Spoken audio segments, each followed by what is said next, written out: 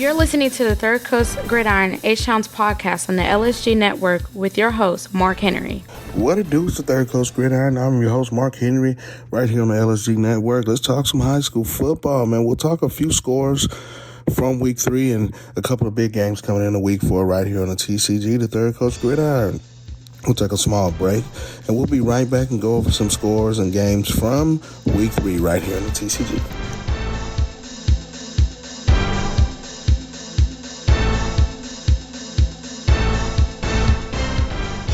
Looking to boost your company's marketing?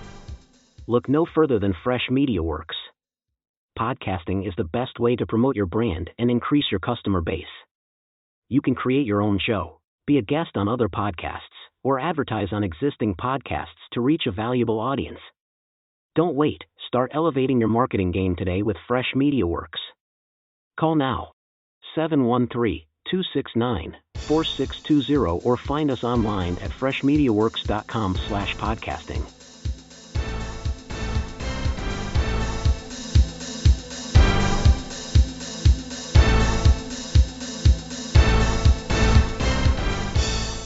Let's talk a few scores from Week 3. You got Aldine with a big victory, 9-6 over Northbrook. That's big. Shout out to Aldine. Davis gets a victory over Cypress Lakes, 31-17. Taylor over Fort Bend Bush, 37-29. Shadow Creek bounces back with a big one over Alvin, 42-17. I think that Shadow Creek's playing well. That's a good victory for those guys. Heading to district play is the most important thing.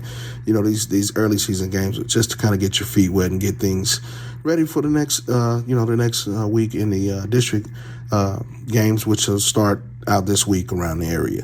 Dickinson over Cypress Fairbanks, 34-31. That's a big one. Shout out to Dickinson for getting the win. Kempner over Wisdom, 40-0. I think Kempner could be putting something together over there. Atascocita with a big one over Westlake, and we'll talk about that one here in just a little bit. Summer Creek, 62-0 over Spring. Jordan takes care of Tompkins, 24-14. That's a district game. Maid Creek over Taylor, 7-0. Kane gets a big one over Klein, 52-28. I think Kane's a team to watch. Really like what they're doing over there. They got some pieces over there that I think can help them win. That's a big district win and, area win for those guys over at Kane.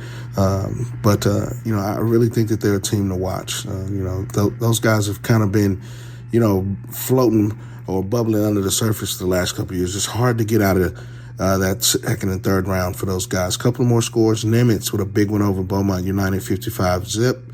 Cypress Ranch over Memorial, 31-7. Humble gets a big one over George Ranch, 24-22.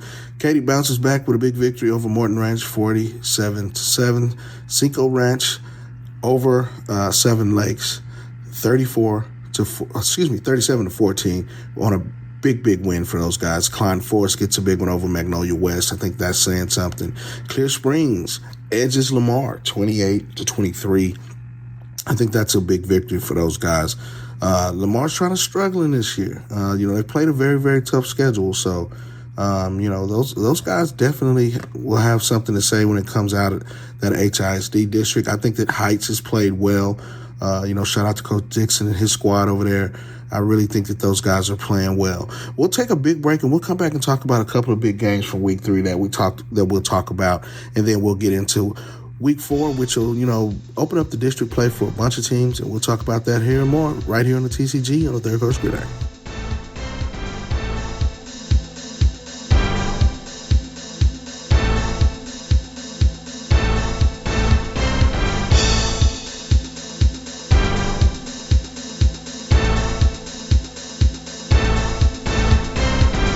Have you ever thought about doing your own podcast? It is the absolute best way to grow your brand, spread your message, and build your following. Fresh Media Works can help. We do all the heavy lifting, and you just focus on your message. To find out how easy we can make launching your new podcast, call 713-269-4620 or check us out at freshmediaworks.com.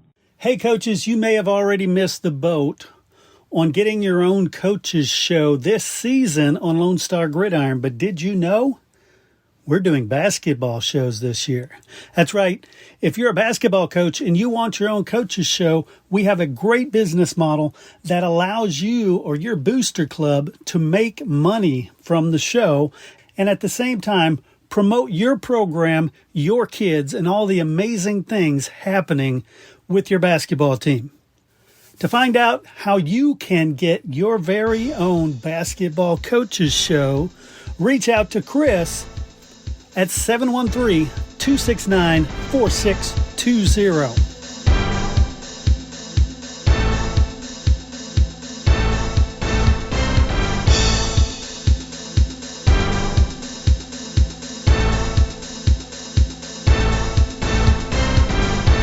All right, we appreciate you joining us here on the TCG Third Coast Gridiron, right here on the Lone Star Gridiron Network. Let's talk about a couple of those games and a couple of teams we talked about. I think that Klein Kane is a team to watch. Right now they're undefeated. They got a big victory over Klein, 52-28.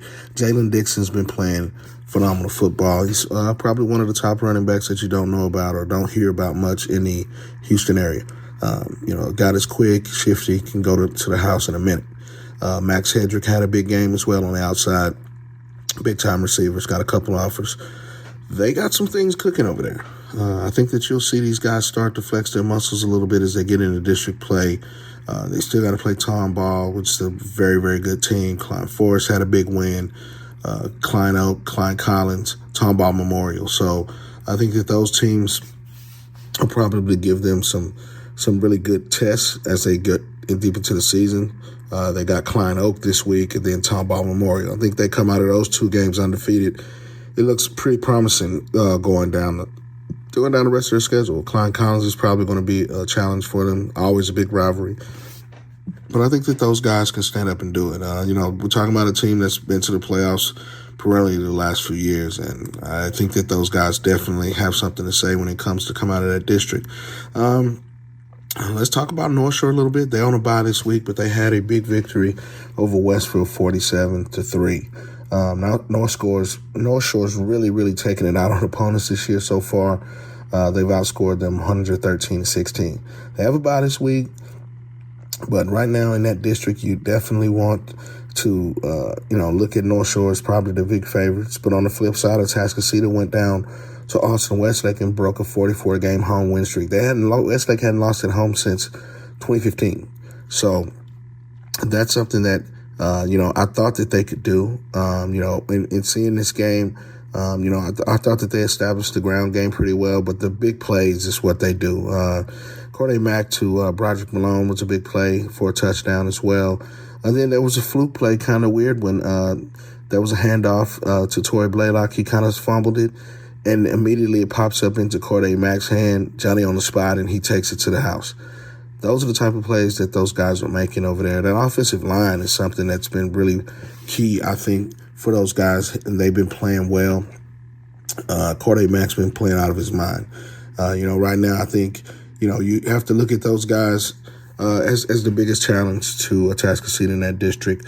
That entire district's on a bye this week, so they won't be playing. But, in the next coming weeks for Atascocita is going to be key. We're talking about when they come back from the bye week, they got Sea King, Summer Creek, and then North Shore. So, within the next 3 to 4 weeks in that district. So, we'll know everything you need to know about Atascocita by the time they get to the North Shore game on the 25th of October. They come through that unscathed. They've got a great chance of getting to North Shore and playing for that district title. I think that's the key thing. These two particular things in that particular district, it's come down to those two teams. But I think Summer Creek's going to have something to say about that as well. We talked about them with the big victory. They're playing at a phenomenal level. Blake Thomas is doing a phenomenal job over there. I think it's a 3-team race, but, Sea Key's going to have something to say about that as well. But I think that this is a 3-team race coming out of that district, and North Shore's going to be the favorite until they've been beaten. But I think it's going to be interesting this year. All those teams that we mentioned are playing well. Another team that I really like what they're doing now and had a chance to see a little bit is Fort Bend Ridge Point. Austin Carlisle is one of the best quarterbacks in the state. He's playing at a phenomenal level, can throw it, sling it, and definitely pick it up and take it to the house on the ground. Avery Marcos, a big-time lineman, Hugh Smith as well on that line over there. Those guys have been playing phenomenal. They had a big win last week as well to get back in the win column. They had a tough loss to Fulshire in a tough game the previous week, 49-41, and they get back in a big one over Bridgeland, 38-21. I think that those guys are playing at a phenomenal level. They've been a playoff team perennially, but it's hard to get out of that second, third round in the playoffs. But I think that Ridge Point's playing at a high level. I like what they're doing. They got a big one against Elkins coming up this week, which I think they should do well. Over there in that district, they have to look at Hightower in a couple of weeks towards the end of the season. So I think that, Ridge Point's a team that really, really is standing out to me. I think that they're doing some big things over there. You have to count on them as being right there at the end as a playoff team coming out of that district. Also, let's talk about the Willis Wildcats, 3-0 on the season. These guys have played a very, very good brand of football over the last few years. Of course, we know they had everything and Gatorade Player of the Year that went to Florida in DJ Lagway. Now you come back, you're still 3-0 without DJ Lagway saying something. Of course, we know that they got some phenomenal players. They started out the season 3-0, big wins over Davis and Klein Collins, and last week they take care of Caney Creek 66-16. They got the Woodlands this week. That's a big rivalry for those guys. And, the Woodlands has kind of been their Achilles heel in the past, but, they beat them pretty well. That's a big game this week. They beat them pretty well last year. I think that this is the year that the Wildcats take that next step. Jermaine Bishop Jr. is one of the best players in the state. He can get it done on offense and defense. Jalen Mickens, Louisiana Tech commits, a great, phenomenal player. When you get the ball in his hands, he can go to the house in a minute. Really great receiver with great hands and great ball skills. Romel Stevens been playing well. Dijon Moore on the offensive line, defensive line for those guys is a next-level player. Willis is a team that definitely has a chance to, if they can get past with the Woodlands, they have a chance to set themselves up for a deep playoff run again. Last year, they ran into a buzzsaw state champion DeSoto down in San Antonio, and the game wasn't close. But that team last year for DeSoto was just a great team. Probably one of the best in the country, undefeated team. I think this Willis team has, they got a chip on their shoulder, and they're a team that's definitely that you want to watch coming out of the H when it comes to playoff teams. They really have kind of upped their game this year, and they got to get the ball in the hands of those playmakers. So, shout out to those guys. Coach Miller's been doing a phenomenal job up there for the last 3 or 4 years, and I think Willis is ready to take that next step. Big game this week with the Woodlands to determine to see what, exactly what's going to happen with that district. That's probably the de facto district championship. The Woodlands has been on fire as well. Let's talk about them a little bit since this is a big game. They've come out 3-0, big win over Deer Park. Grand Oaks last week, 49-14, and started off with a big win over Cinco Ranch. These guys can get it done. I really think that, Coach Jen Rapp has had these guys playing at a high level for a long time. Of course, for years, it seems like maybe Matire was there for, 5 years. He was a starter as a freshman. He's now at Wisconsin, and these other guys have to step up and make the plays. This is a big game. This is probably the biggest game in the H this week between two teams that, have playoff implications. And a district championship on the line. I think that they've been playing well, but I think that you're going to have to really stop these playmakers from Willis, and you're going to have to really play some great defense, which they have, in the past. So this is a marquee matchup. I think that both of these teams know what's on the line. It's become pretty much a rivalry, if you want to say, in the last couple of years, because the winner of this particular game has been the district champion. But I think the Woodlands is up for the challenge. They're going to have to make some plays defensively to stop that vaunted Willis offense. And I think that these two teams definitely both are playoff teams that can make a playoff run. depending on how the seeding steps out in it. So, this is a big game that the third coach is looking at. We'll definitely keep our eye on that one. I think that these guys know what's on the line for this, and this is a big game. Another team I want to talk about that's interesting before we get out of here is the Fulshear Chargers. I think that these guys have put up 3 wins early in the season that people probably didn't look at, especially the win over Ridge Point, 49-41.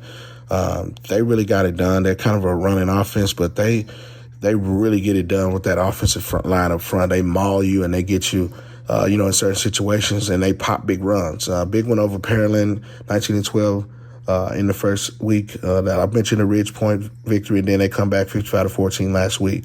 They're going to go on the road this week to take on Burleson Centennial, which is up in the DFW area. They got a really good team as well. But, in a district where I think that they're head and shoulders above everybody else, this could set Fulshear up for a big run. I think that these guys know that, and they got a plethora of running backs that get it done. Zane Smith is a house up there, plays that fullback, kind of up back position. He had a big game a couple of weeks ago where he went over 100 yards, a couple touchdowns. Patrick Broadway's a guy that's going to carry the football for him.